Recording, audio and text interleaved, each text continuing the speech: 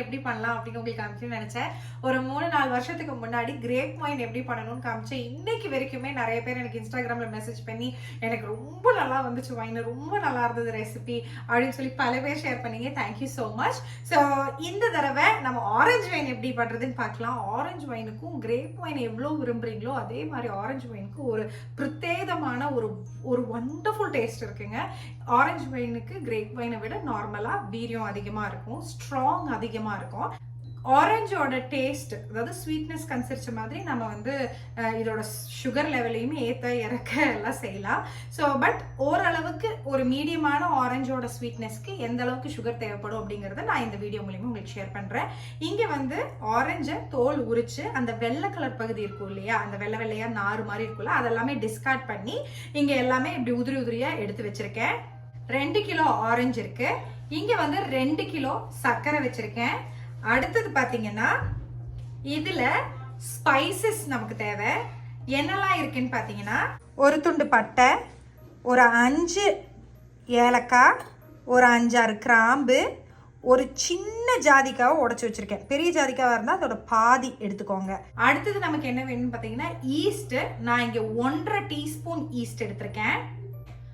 Also நமக்கு பாத்தீங்கன்னா கோதுமைன்னு சொல்லுவோம் இல்லைங்களா, முழு கோதுமையா இருக்கணும். அதை 1-2 இடிச்சு மட்டும் வச்சிருக்கேன், பொடிக்க வேண்டாம், இடிச்சு வச்சிருக்கேன். ஆல்சோ நான் இங்க வந்து ஒரு ஒயிட் கண்ணாடி ஜாடி தான் என்கிட்ட இருக்கு. வைன் பண்றதுக்குன்னே நான் வச்சிருக்க ஜாடி இது. கிரேப் வைன் இதுல தான் பண்ணேன். இன்னைக்கு ஆரஞ்சு வைனும் நான் இதுல தான் பண்ண போறேன். நீங்க வந்து உங்ககிட்ட நம்மளோட பீங்கான் ஜாடின்னு சொல்லுவேன்ல, அதுவா இருந்தா கூட நல்லதுதான். ஆனா அது ஊறுகாய் பண்றதுக்காக நீங்க யூஸ் பண்ணிடுற ஜாடியா இருந்ததுன்னா தயவு செய்து வைனுக்காக எடுக்காதீங்க, கேடு வந்து போயிடும்.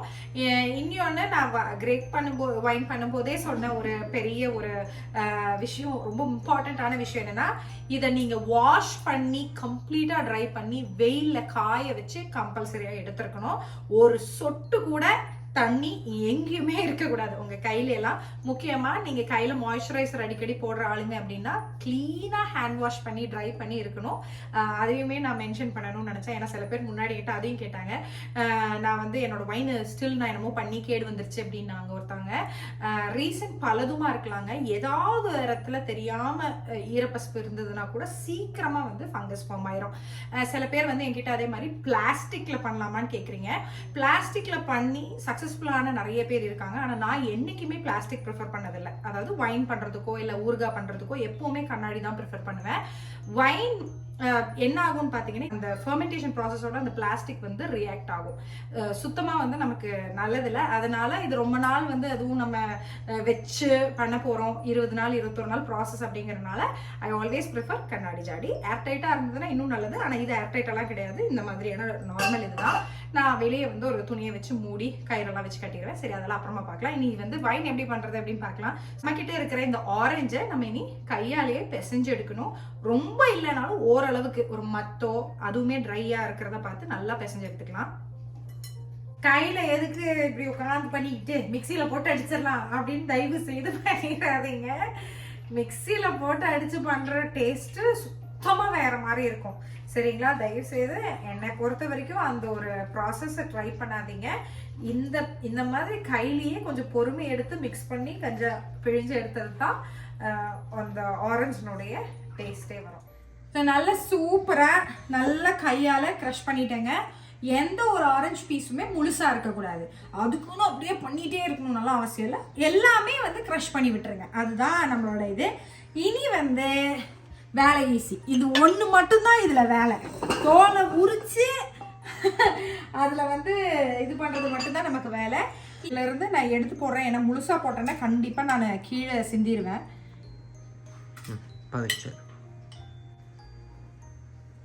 அதே மாதிரி இங்கே 2 கிலோ சர்க்கரை நான் மெஷர் பண்ணி வச்சுருக்கேன். அது இதில் ஆட் பண்ணிடலாம். சுகரும் நான் கொஞ்சம் கொஞ்சமாகவே எடுத்து போடுறேன். ஸோ நீங்கள் வந்து உங்களோட ஆரஞ்சு நல்ல ஸ்வீட்டாக இருக்குன்னா 2 கிலோ ஆரஞ்சுக்கு 1.5 கிலோ சர்க்கரை போடுங்க, போதும். அப்புறமா நம்ம ஃபில்ட்ரேஷன் பண்ணும்போது தேவைன்னா நம்ம கொஞ்சம் கூட போட்டுக்கலாம். ஓவர் சுகர் ஆயிடுச்சு அப்படின்னா சில பேருக்கு பிடிக்காம போயிடும். அதனால சொல்கிறேன். நான் ஏன் 2 கிலோக்கு 2 எடுத்திருக்கேன் அப்படின்னு பார்த்தீங்கன்னா, இட்ஸ் பிகாஸ் இதில் வந்து ஸ்வீட்னஸ் கம்மியாக தான் இருக்குது, அதனால. ஓகேவா? No, everybody, the aim is for sweet wine தான். நீங்க இதுல நான் வந்து செமி ஸ்வீட்டா ட்ரை வைன் எல்லாம் பண்ணல. நம்ம ஊர் இந்தியன் ஸ்டைல் ஹோம்மேட் வைன் அப்படின்றதே வந்து அந்த ஸ்வீட் வைன் கூட அந்த ஒரு இதுதான். ஸோ நீங்க வந்து 1.5 கிலோ போட்டா போதும். அப்புறமா வேணும் அப்படின்னு நினைச்சீங்கன்னா வேணா இன்னொரு 1/2 கிலோ சேர்த்து போட்டு கொடுங்க. இனி இதை நல்லா மிக்ஸ் பண்ணி விட்டுறலாம். ஓகே,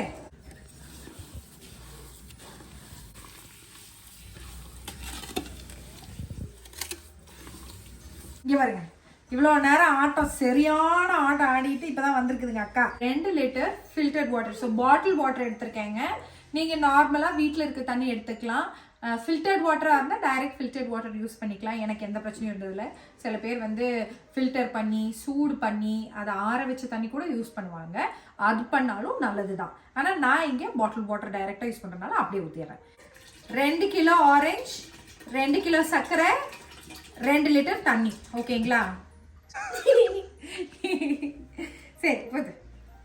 ஓகே, பதுக்க don't drop it inside. Okay, don't drop the plastic bottle. Yeah, okay, that was crazy.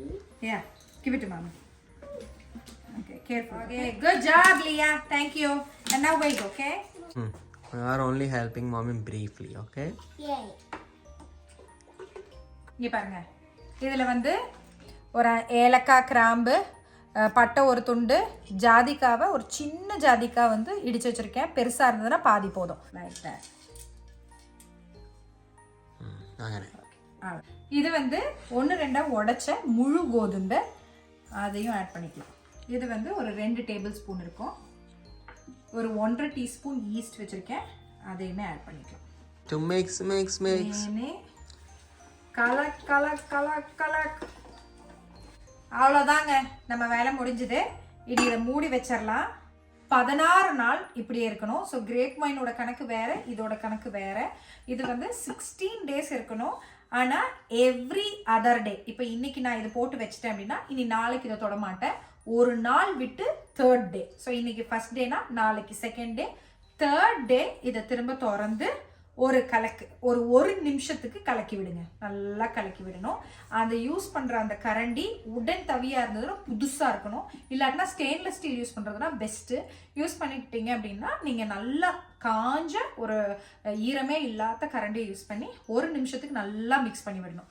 So 3rd டே, அப்புறமா 5th டே, 7th டே, 9th டே, 11th டே, 13th டே, 16th டே, 15th day லவா, சாரி 15th டே, 15th டேவும் மிக்ஸ் பண்ணிட்டு அதுக்கப்புறமா 16th டே நம்ம இதை filter பண்ணுறதுக்கு time ஆகும். So அன்னைக்கு நான் உங்களுக்கு திரும்ப வந்து காமிக்கிறேன். இப்போ இதை வந்து ஒரு கருப்பு துணியால் நம்ம இதை மூடிடணும். ஸோ இது வந்து என்கிட்ட ஒரு கருப்பு துணி இருக்குங்க. ஷாலு எதுவாக இருந்தாலும் ஓகே. நான் எப்போவுமே பண்ணுறது தான். இது இந்த மாதிரி போட்டுட்டு இதோட கழுத்துக்கிட்ட இந்த மாதிரி கட்டி வச்சிடணும். ஓகேங்களா? டன்.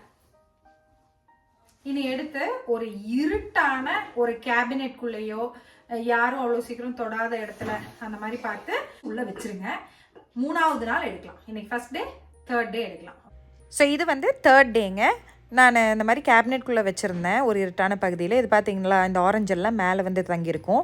ஸோ நம்ம வந்து இது கலக்கி விட்டால் தான் அந்த ஆரஞ்சும் அந்த தண்ணியும் நல்லா மிக்ஸ் ஆகி ஃபெர்மெண்டேஷன் ஆகிறதுக்கு ஹெல்ப் ஆகும். இல்லாட்டினா மேலேயே தங்கிடும். இன்னொன்று வந்துட்டு 1 நிமிஷம் போல் நல்லா கலக்கி விடுங்க. இதே மாதிரி 3வது நாள் டெய்லி முடிஞ்சாலுமே நல்லது தாங்க. டெய்லியுமே பண்ணால் கூட நல்லது தான். ஆனால் ஒரு நாள் விட்டு ஒரு நாள் பண்ணுறதுல தப்பில்லை. திரும்பவும் அதே மாதிரி கட்டி சைடில் வச்சுருங்க. ஓகேங்க, நமக்கு இப்போ 16 டேஸ் ஆயிடுச்சு. இனி இதை இப்போ வெளியே எடுத்தாச்சு. எல்லா நாளும் ஒரு நாள் விட்டு ஒரு நாள் நான் சொன்ன மாதிரி இலக்கி விட்டுட்டே இருந்தேன். ஃபர்ஸ்ட் டே பண்ணோம், 3rd டே பண்ணோம் அந்த மாதிரி. ஸோ நேற்றுக்கு தான் லாஸ்ட்டாக இலக்குனேன். இந்த மாதிரி இப்போ மேலே கட்டி நிற்குது. இனி நம்ம என்ன பண்ணலாம்னா இறக்கிறதுக்கு முன்னாடி ஒரு தடவை கூட மிக்ஸ் பண்ணி விட்டுட்டு அதுக்கப்புறமா இந்த பேக் பார்த்தீங்கன்னா நட் மில்க் பேக்குன்னு எங்களுக்கு இங்கே கிடைக்கும். வேணா இதோட லிங்க் நான் கீழே டிஸ்கிரிப்ஷன் பாக்ஸில் கொடுக்குறேன். ஆனால் இதுதான் வேணும்னாலாம் அவசியம் இல்லை. நல்ல தலைக்கு நம்ம தொடி தோட்டுற அந்த காட்டன் டவல் இருக்கும் பார்த்தீங்களா, அது கொஞ்சம் புதுசாக இருந்தால் நமக்கு நல்லாயிருக்கும், பெருசாகவும் இருக்கும். இதுனா இந்த பேக் மாதிரி இருக்கும், இதுக்குள்ளேயே நின்றுக்கும். அதுனா ஒரு ஆள் இப்படி பிடிச்சிக்கிட்டு அதுக்கப்புறமா இது மேலே ஊற்றுனீங்கன்னா இன்னுமே நல்லாயிருக்கும். அந்த துணி யூஸ் பண்ணுறது தான் நல்லது. இதை தூக்கி இதில் ஊற்றிடலாம். என் வீட்டுக்காரர் தான் எனக்கு ஹெல்ப்பர். ஐயோ, அந்த கேபினெட்டே வாசனைங்க, ஒண்ணு சொல்றதுக்கு இல்ல, சரியான வாசனை.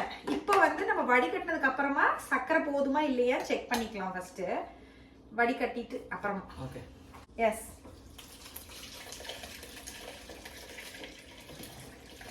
ட்ரையாக இருக்கட்டும், இல்லாட்டினா அது வேற தலைவலி. 2-3 பேரோட கை வைக்கிற மாதிரி எல்லாம் வேண்டாம். ஏன்னா எல்லாரோடதும் ட்ரையாக இருந்ததுன்னா ஓகே. பட் அழுக்காந்து யாராவது மிஸ் பண்ணிட்டாங்க, குழந்தைங்களெல்லாம் வந்துட்டு எங்கே அதெல்லாம் விளையாடிட்டு வந்துட்டு கை வைக்க வந்தாங்க அப்படின்னா பெஸ்ட்டு அவங்க ஸ்கூலுக்கு போனதுக்கப்புறமா பண்ணுறது தான். இனி வந்து டேஸ்ட் பாருங்க. உங்களுக்கு சக்கரை பத்தலை அப்படின்னா இந்த ஸ்டேஜில் நீங்கள் ஆட் பண்ணிக்கலாம். ஒரு தடவை நீங்கள் யூஸ் பண்ண ஸ்பூனை திரும்ப அதுக்குள்ளே போட வேணாம். ஓ நல்லா ஸ்ட்ராங்காக அது மனவே அரைண்டல்ல, நல்லா மன போதும். சுகர் தாராளமாக போதும். இங்கே பார்த்தீங்களா, ஃபர்ஸ்ட் கிளாஸ் வைன் பாட்டில் பியூட்டிஃபுல்லாக இருக்குல்ல. என்ன சொன்னாலும் இந்த வைன் பாட்டிலில் ஊற்றி வச்சாலாம் பத்தாதுங்க. அதில் நிறைய குவான்டிட்டி இருக்குது, நிறைய பாட்டில்ஸ் தேவைப்படும் தான். ஸோ ஒரு அழகுக்காக இந்த 2 பாட்டில் என்கிட்ட இருக்குது, அதனால் நான் இந்த 2 பாட்டிலில் இப்போதைக்கு ஊற்றுறேன். மிச்சத்தை வேறு பாட்டிலில் ஊற்றி வைக்கணும். ஸோ சேம் நான் சொன்ன மாதிரி நல்லா வெயிலில் வச்சு காய வச்சு எடுத்துக்கோங்க. கம்ப்ளீட்லி ட்ரையாக இருக்கணும். இங்கே வந்து நான் இந்த மாதிரி குட்டி ஃபனல் வச்சுருக்கேங்க. இதுவும் நல்லா ட்ரைடு தொடச்சி வச்சுருக்கேன். இதை வச்சுட்டு நான் இதை இப்போ கொஞ்சம் கொஞ்சமாக இதில் எடுத்து ஃபில் பண்ணிட போகிறேன்.